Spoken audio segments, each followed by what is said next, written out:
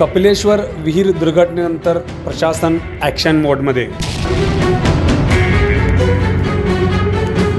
विहिरीची आणखी एक संरक्षण भिंत कोसळली, भीतीचे वातावरण. विहीर परिसरातील 3 घरे महापालिकेकडून सील. अखेर महापालिकेकडून बॅरिकेड्स लावून संपूर्ण परिसर बंद. या परिस्थितीला जबाबदार कोण? स्थानिकांचा सवाल. स्थानिकांची नेमकी मागणी काय? पहा बेळगाव लाईव्हचा ग्राउंड रिपोर्ट. विहिरीवरची भिंत कोसळून रविवारी सकाळी 2 चिमुरड्या जीवांचा अंत झाला होता.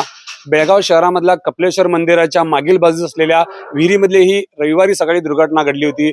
मात्र दुर्घटना कशामुळे घडली, याला जबाबदार कोण, हा प्रश्न सगळीकडे विचारला जात असताना प्रशासनानं कुठेतरी डॅमेज कंट्रोल करताना आपण पाहतोय. मी सध्या उभा आहे या कपिलेश्वर मंदिराच्या, कपिलेश्वर विहिरीच्या परिसरामध्ये. आपण पाहू शकता की बॅरिकेड्स महापालिकेच्या वतीने लावण्यात आलेल्या आहेत. ही जी विहीर आहे त्या विहिरीच्या 4ही बाजूनी बॅरिकेड्स लावून या ठिकाणी जाण्यास बंदी करण्यात आलेली आहे. या ठिकाणी दररोज ऐन उन्हाळ्यामध्ये जे शेकडो लोक या ठिकाणी पोहायला येत होते, मात्र अशा दुर्घटना या ठिकाणी घडतायत. कालच कोळ्या जीवांचा या ठिकाणी अंत झाला होता. त्यामुळे प्रशासनानं कुठेतरी या ठिकाणी डॅमेज कंट्रोल म्हणून या तलावाच्या सभोवताली बॅरिकेड लावलेले आहेत. आपल्यासोबत या भागातील सामाजिक कार्यकर्ते, त्यांच्यासोबत आपण बोलणार आहोत.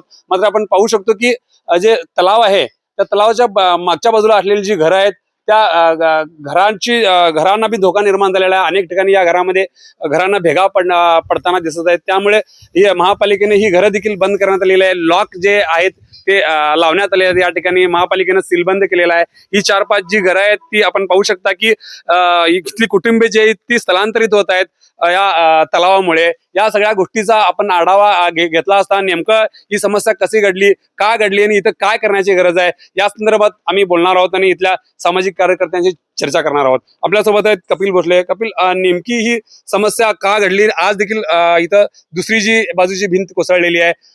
सुदैवानं कोणतीही दुर्घटना घडली नाही बॅरिकेड्स लावून हे परिसर बंद करण्यात आल्यानंतर. मात्र ह्या घटनेला जबाबदार कोण आहे आणि हे नेमकं काय करण्याची गरज आहे, काय वाटतं तुम्हाला?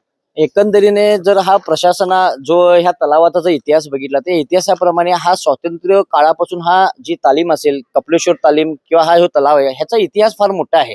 इथं मोठमोठे अभिनेते किंवा आता जे राजकारणी, जे बेळगावातले जे सक्रिय राजकारणी, अनिल पोद्दार पासून जे मोठमोठे जे किंवा टार्झन पिक्चर मधला जो अभिनेता होता, ह्या अभिनेत्यानं पण ह्या व्यायामशाळेमध्ये सुरुवात त्याची इथूनच झाली. भरपूर अशी सुरुवात झाली. आज जो हा तलाव पडलेला तुम्ही बघत आहे, या तलावाचा हा जो संपूर्ण परिसर आहे हा गोडसे परिवारांच्या प्रायव्हेट प्रॉपर्टीमध्ये येत आहे. आणि हे जेव्हा आम्ही एक 10-15 वर्षापूर्वी जेव्हा भिंत्या ढासळत असताना आम्ही पाठपुरावा करण्यासाठी महानगरपालिकेशी आम्ही संपर्क साधतेवेळी त्यांच्याशी आम्ही दबाव घालण्याचा प्रयत्न केला. जे स्थानिक आमदार होते त्यावेळेचे, त्यांच्या मार्फत आम्ही तिथं प्रशासनाला पाठपुरावा करण्याचा प्रयत्न केला.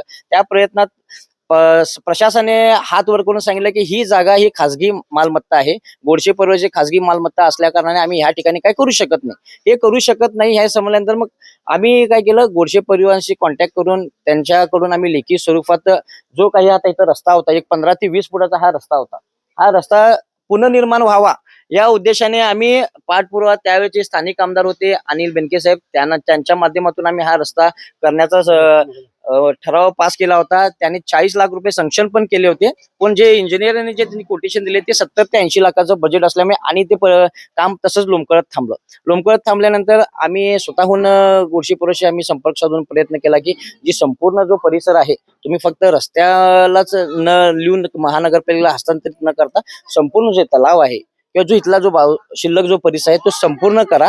कारण प्रायव्हेट प्रॉपर्टी असल्यामुळे जे सतत वर्षानुवर्षे इथं वर्षाला कोणतरी सुट्टीच्या वेळी उन्हाळ्यात लहान मुले पोहण्यासाठी येत असतात. या पोहण्याच्या येत असताना 1-2 वर्षापूर्वी एक वयस्कर माणूस मेला, त्याच्या अगोदर एक महिला मेली. आताच कालचं एक इन्सिडेंट की 2 लहान कोवळी मुलं 8 ते 9 वर्षाची भिंती आणखी जो बाजूचा जो परिसर आहे त्या परिसराचे जे ढासळलेलं जे स्लॅब आहे किंवा काय हे फार जुनं असल्या कारणाने ते ढासून त्या 2 मुलांच्या अंगावरती ते सिमेंट आणि सगळे ते मोठमोठे पिलर्स पडल्यामुळे ते मुलं अडकून डुबून मेली.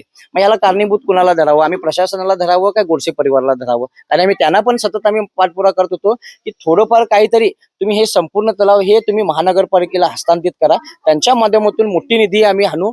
या निधीतून हे जे काही कंपाऊंड आहे, हा जो रस्ता आहे तो पुनर्निर्माण आम्ही करू. ह्याचा उपयोग संपूर्ण आजूबाजूच्या समाजाला झाला असता. कारण हे मंदिर पण जागृत आहे.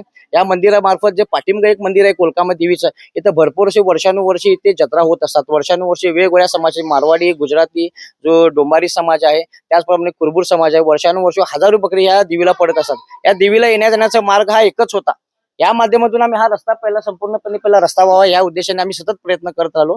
पण कुठेतरी प्रशासन आणि गोडसे परिवार यांचा कधीही ताळमेळ जुळून आला नाही. आम्ही सतत मागणी करत गेलो. थोडेफार जे गोडसेवर 2-4 लोक पण जे चुकीच्या पद्धतीने जे जास्त लालशेपोटी हा तलाव विकण्याचा घाट केला. या विकण्याच्या घाटामध्ये जो परमेश्वर जो मध्ये आता जे शिवशंकर जे शंभू महादेव जे बसलेत, आज त्याच देवाला विकण्याच्या नादात आज त्यांच्या घरावरती हा प्रसंग ओढून आलेला आहे. हाच प्रसंग त्यांच्या घरावर ओढून आला असेल. त्यांनी जर मन मोठे केले असते आणि बाबा या श्रद्धेने या देवाला जे काय असेल ते आम्ही ही आमची जागा एवढं आम्हाला कितीतरी एकर अजून त्यांची शिल्लक आहेत.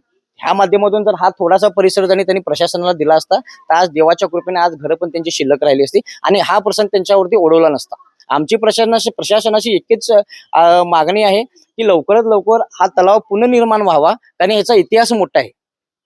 कुणाच्या तरी खाजगी मालमत्तेत जाऊ नये. याचा उपयोग संपूर्ण आजूबाजूच्या परिसरातील संपूर्ण समाजाला, जे काही तालीम मंदिर आहे, हे जे तलाव आहे, ह्याचा उपयोग या संपूर्ण आजूबाजूच्या परिसरातल्या युवक वर्गाला आणि सामाजिक पर्यायातून सगळ्यांना लाभ व्हावा, इतकीच आमची या स्थानिक नागरिकांची मागणी आहे.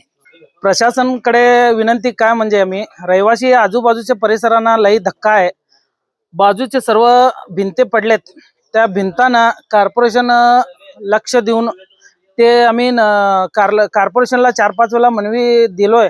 खरं ते निर्लक्षपणा दाखवून हे विहिरीचं काय काम केल्याने त्याच्यामुळं आज काल 2 पोरांचा मृत्यू झालाय.